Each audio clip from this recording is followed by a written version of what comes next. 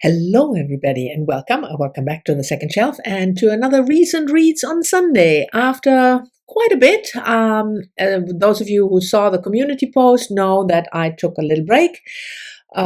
Work-related stuff that, was asking a lot of time, commitments from me, and was kind of, stress and things and stuff. And so I just didn't have the time or the energy to film. And I also traveled for a little bit because Heidi and her husband, Heidi from my reading life, and her husband, Eddie, came over to Europe.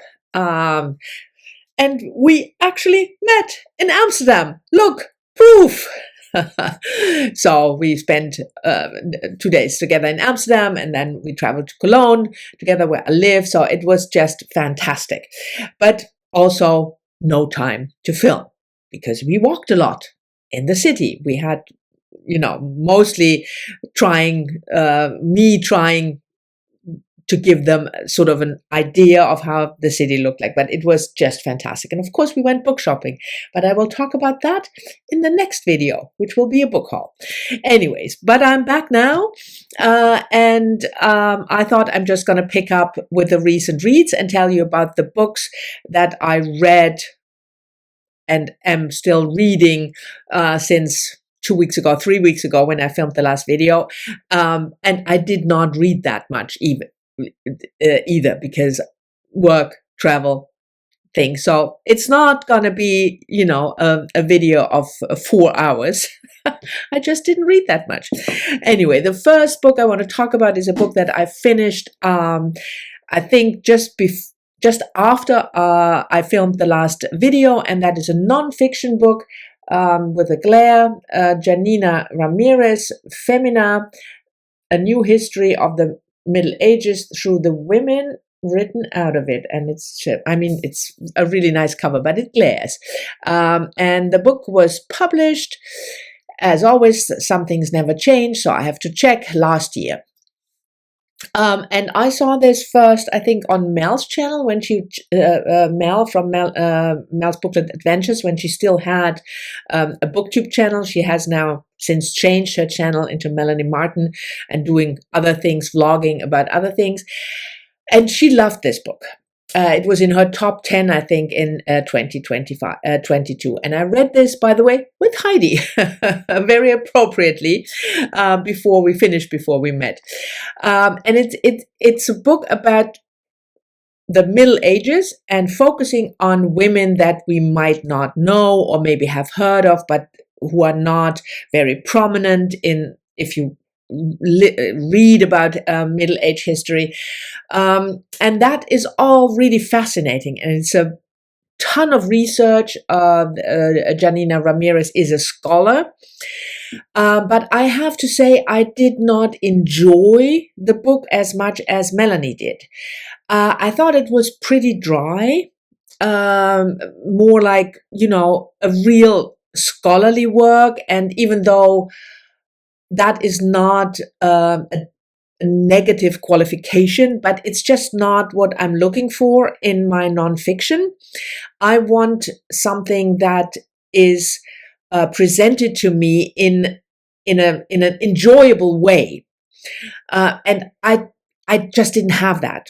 It was very interesting, and a lot of the women was interesting, and some details were interesting, but I felt that she just didn't achieve her goal in grabbing me as obviously she did with other readers, because it was a success for Mel.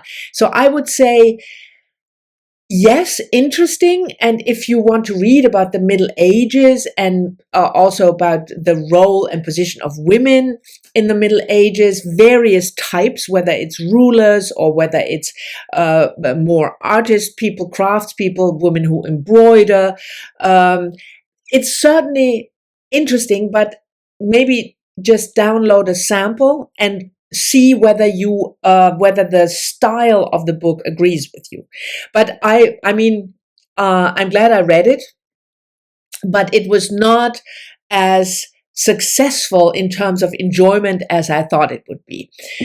Next up is a memoir that I read, and I think it was on the BookTube Prize last year, if I remember correctly. But I didn't read it back then because it was I wasn't doing nonfiction. But it was published in 2022, and it's a memoir by Leah Ippy, Free: Coming of Age at the End of History.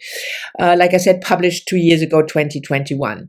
Leah Ippy is a professor at the London School of Economics. No, a professor of political theory at the London School of Economics. So she is definitely doing economics, but more political theory. But she was born in Albania, and the book is about coming of age at the end of history, about Albania just before she grew up, when Albania was still like a closed country, and then in the 1990s, when it opened up after the regime change. Yes, I have something in my eye. I'm sorry about that. So she talks about. She was a teenager, I think, when the book opens. Yeah, I can't remember exactly the age, but an early teenager. So in the 1980s, and the book is in two parts. I lost my mojo with the filming. I'm sorry. So the book is in two parts. The first part is before the regime change, so when Albania was a very closed country, and then after the regime change. And I really enjoyed it. I enjoyed the first part more than the second part, because I have I don't think I've read more than a handful of books from Albanian authors. And certainly not a memoir dealing with the regime change and what that meant. So I find that was the reason that I picked it up. I thought it was really interesting, and it was well written. It was not, for me, like a complete wow book, but still, Albania.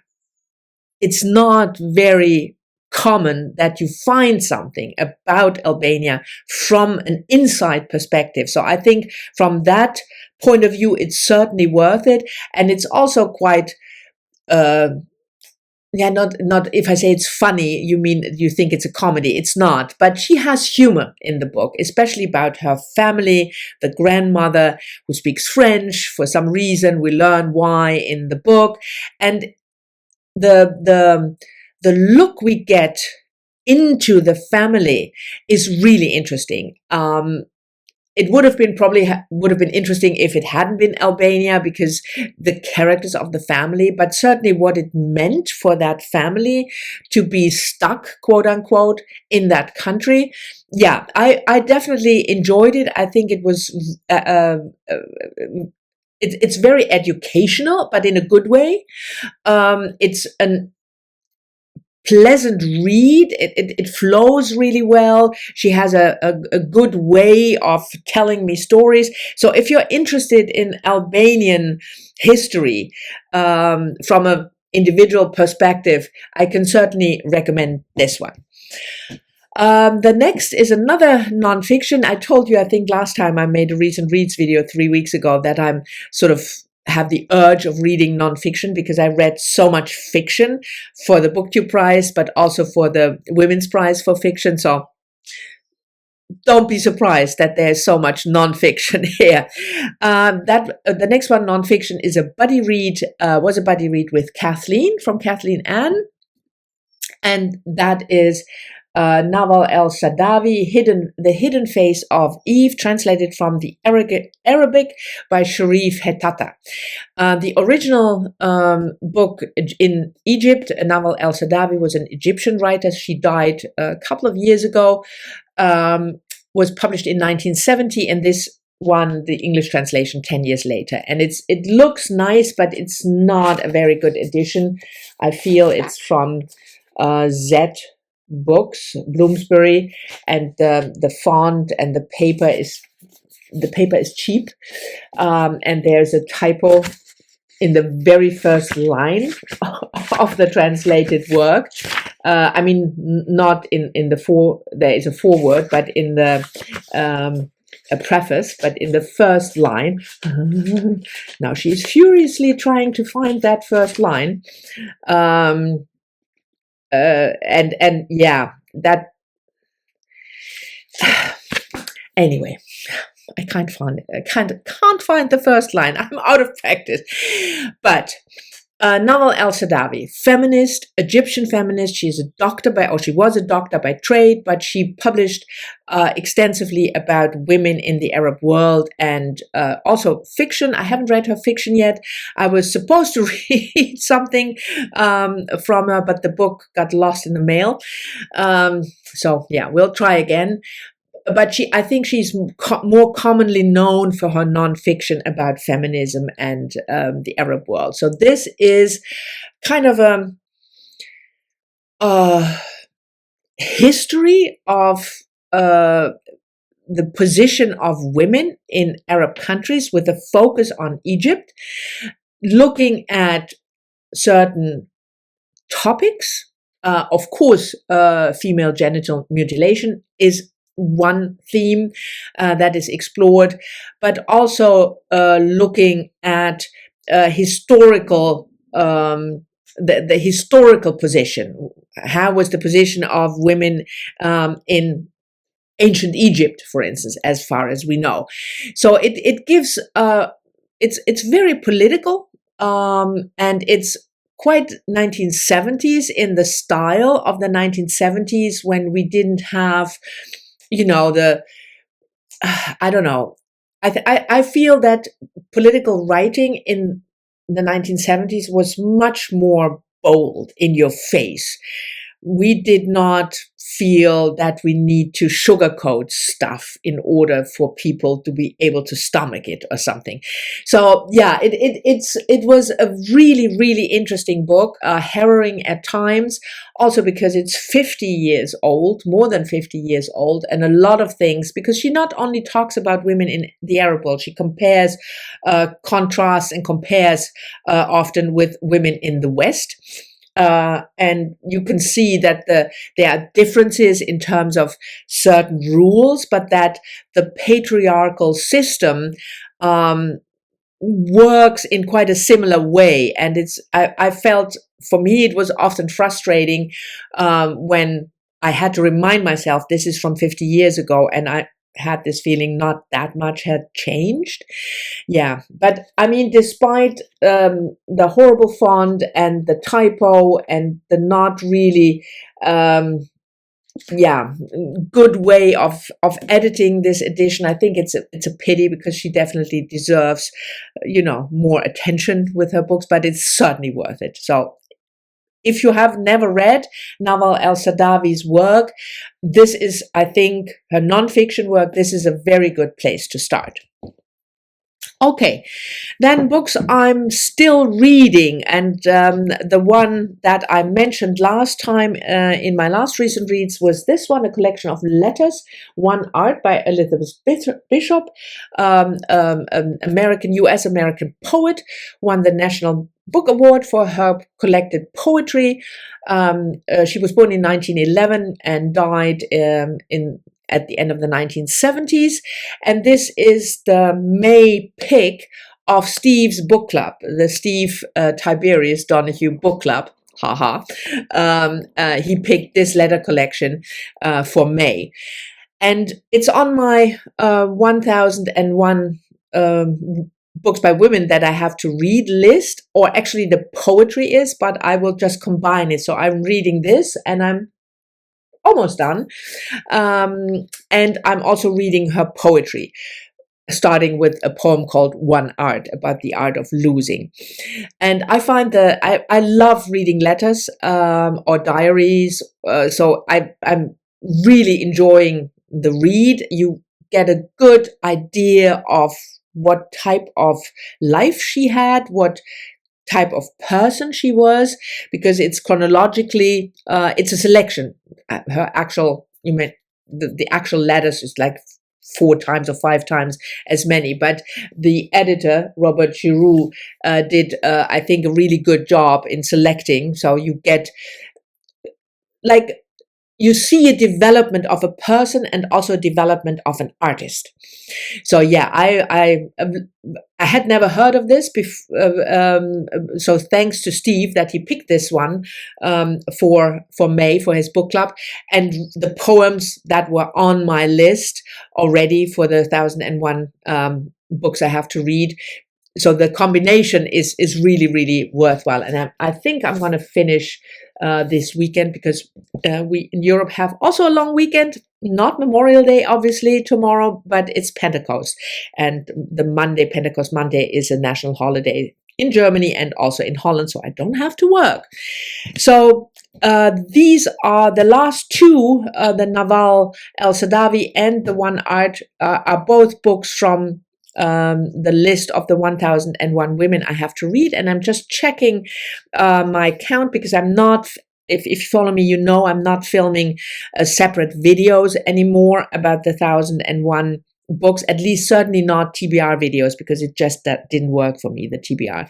But I will keep you updated. So as of 28th May, today, I read 463 of the 1001 books. So I have still to read 538. I'm definitely behind with what I had hoped to read this year, but I'm sure I will be able to catch up in the summer.